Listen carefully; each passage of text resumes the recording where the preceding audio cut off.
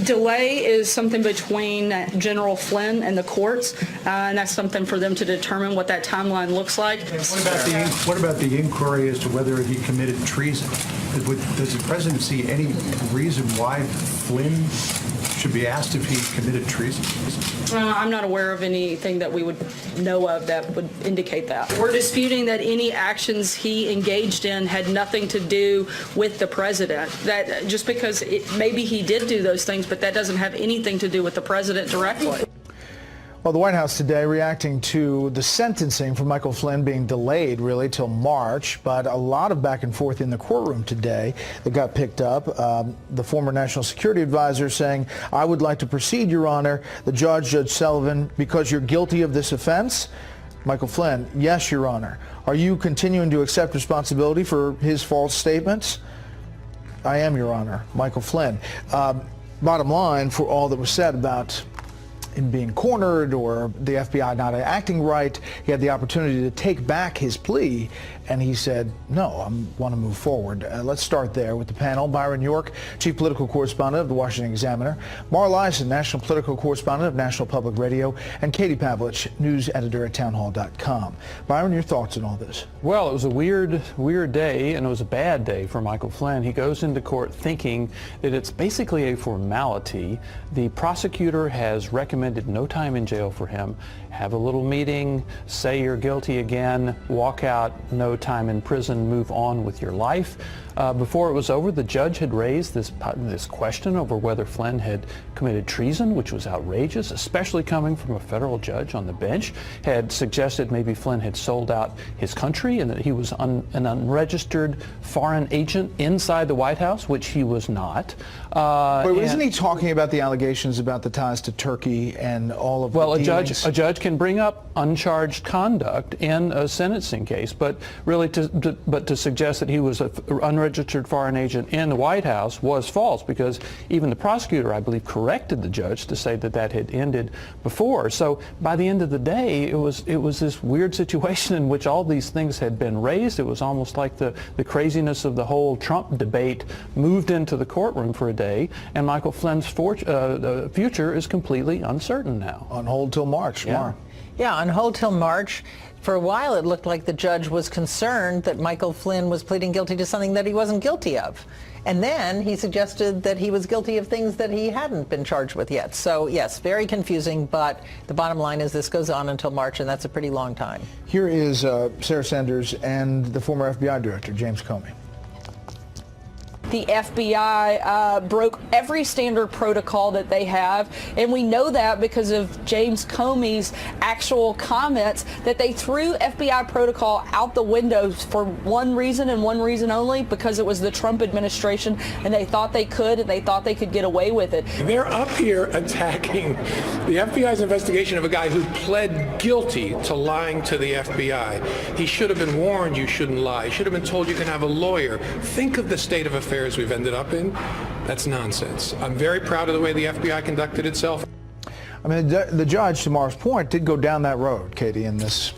Yeah, but again, you know, the comments by James Comey to assert that someone maybe shouldn't be told that they're allowed and have the right to an attorney, that is not just alarming for Michael Flynn, who is a high-profile person. That's alarming for everybody who's watching those comments, and anybody who ever gets into any kind of situation where they have to discuss this with the FBI. But going to the White House today and the comments that Sarah Sanders made about Michael Flynn, for the first time somewhat distancing themselves from him, saying there are concerns about what happened in the courtroom. My question is whether President Trump still stands by firing and asking for his resignation when he found out about these comments that were given to Vice President Mike Pence and them being inaccurate or, as we know now, lies. And so the White House continues to back Michael Flynn through the president, as his tweet said this morning. But in terms of whether there's a consistency of what was said, that's still to be determined. Here's our friend Jonathan Turley after reading the documents called the 302s surrounding this case. When you read these 302s, this is a rather anemic crime that borders on the pathetic. I mean, he gets a call on vacation, he talks to this Russian ambassador.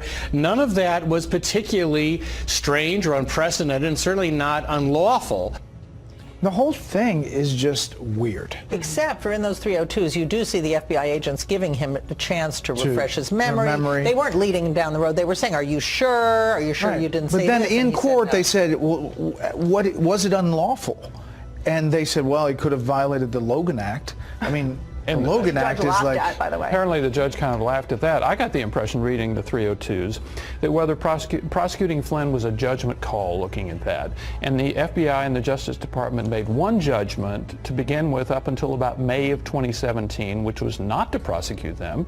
And then after Mueller, that's pre-Mueller, post-Mueller, wham, he's pleading guilty by December of that year. Well, going into the hearing today, after last week, there was talk of the judge being more sympathetic towards Michael Flynn, and they leave the courtroom today with prison time possibly on the table with what the judge said. And I want to go back to what Byron said initially. The judge knows that this is one of the most high-profile cases that has been in the public atmosphere in a very long time, and for him to state things publicly when the room is packed full of reporters and everybody is watching, of things that aren't true, and then he has to walk them back, insinuating treason, is pretty reckless. Final thing, does anybody on this panel think that the Mueller investigation, the probe, the report is coming out before the end of the year? No. no. Down the road, no? Is the 18th of December? No. No way. Okay, no way.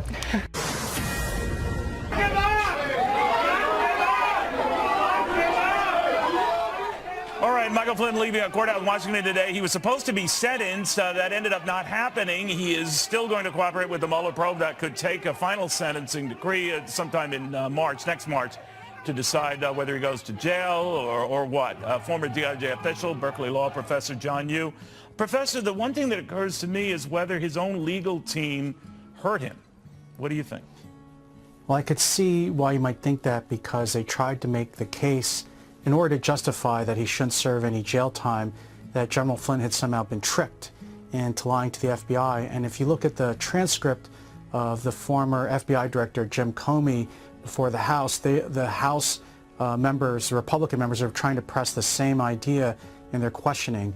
Was General Flynn somehow set up because he wasn't really testifying in any kind of criminal investigation? He was advised that he didn't need to have a lawyer present. He wasn't told he was a subject or a target of any kind of crime. Bottom line, he willingly and willfully lied, right? So, I mean, we could talk about whether someone's set up or not. I understand where you're going there, Professor, but what I'd like to know is when the judge came around and asked him if he, to explain his presence there and whether he believed, did he lie? He lied. He said, yes, I lied, and I'm okay with it, and move on. But that he was pinned into a corner, ironically this time, by his own legal team, were making it impossible for the judge to sentence him, right? Or no? Well, first, I think the judge overreacted. He said several things in the hearing which I think are just flatly untrue. The treasonous thing was over the top. Yeah, and he that even was had really, to dial that back afterwards, right? Yes, he thought, General Flynn was a private citizen. Right. The worst he did was he didn't register as a foreign agent for the Turkish government, which I think was wrong. And he also, but you look at the transcripts of all these hearings, General Flynn did not, there's a good question whether he was willingly trying to deceive these FBI agents or not in a criminal investigation. But I do think you're right. I think General Flynn's lawyers might have gone too far trying to pretend that General Flynn didn't really lie and that he was set up. But he did, as you say, he still did tell a So lie what I'm to asking, FBI I guess, agents. Professor, is it now come March? I mean, is there anything that bad seeds planted here that would get the judge to say, next time I see you in March, and I know you're talking about cooperating with the Mueller probe and all, you are going to spend some time in jail? Well, I think that's not clear. I think the judge, as you pointed out, he realized he went too far. He pulled back and he retracted several of his statements. But some of the things the judge, I think if I were General Flynn, I'd be worried because this judge is clearly against him. He said, I'm disgusted with you. I have disdain for you. That's very rare for a trial judge to actually say to someone in sentencing, a retired, decorated general like General Flynn. So if you were Flynn and you're his lawyers, you would say, you better cooperate a lot with Mueller and hope the Mueller investigation comes to the court and says a lot of great things about your cooperation. What if I'm the president, Professor? I mean, would I be worried by any of these developments today? Well, first, I think President Trump may be hurting General Flynn's case, more hurting it than helping it by tweeting about it at all, because every time President Trump tweets about it, this judge, given what we've seen about it, he's going to be suspicious. So I think this doesn't help President Trump at all to get tangled up further and further in what happens with General Flynn. But it doesn't indicate any involvement on the part of the President of the United States prior, though, right? So that's still an open question. It just means that Flynn, in the meantime, has to stew a while, right?